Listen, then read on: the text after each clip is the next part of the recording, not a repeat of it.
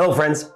This summer, our Back to Basics Bible reading plan is not an invitation for you to do more. It's an invitation for you to do what matters most. A few scriptures each week, a few minutes each day, just enough to let a little bit of Jesus into parts of your life that perhaps he'd been absent in. This week, it's follow me. Those are the words that Jesus says to Peter and to Andrew, to James and John, and they immediately follow him.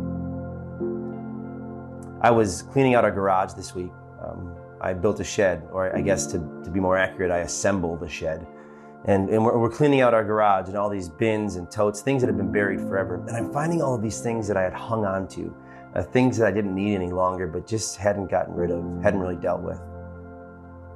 I wonder sometimes if we do that in our own lives, we get so used to the routine and the normal that the idea of putting things aside, even things that we don't need anymore, seems scary to us.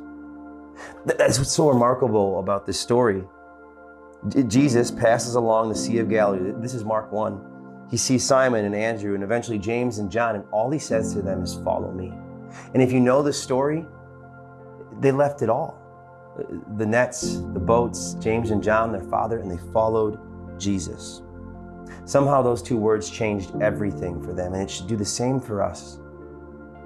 We're called to follow Jesus, and that means putting to death sometimes things that we need to put to death, putting aside some things that we need to put aside. And I wonder right now, what might you need to leave behind this week to follow Jesus fully?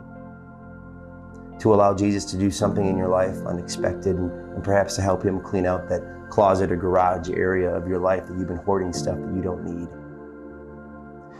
Our hope this summer, as you journey through this series with us, is that you can reflect on the good news offered in Christ. And that, like Andrew and Peter and James and John, that you could follow Jesus and leave behind everything, even if it feels uncomfortable, trusting in the future that Christ offers us. So, I'll ask you this every week. When it comes to these readings, what did you notice? What is God inviting you into? And what's one small step you can take this week? Remember, we are not trying to do more. We're trying to do what matters most. Jesus is already walking with you. The journey should feel lighter than it did yesterday, and it should feel even lighter tomorrow.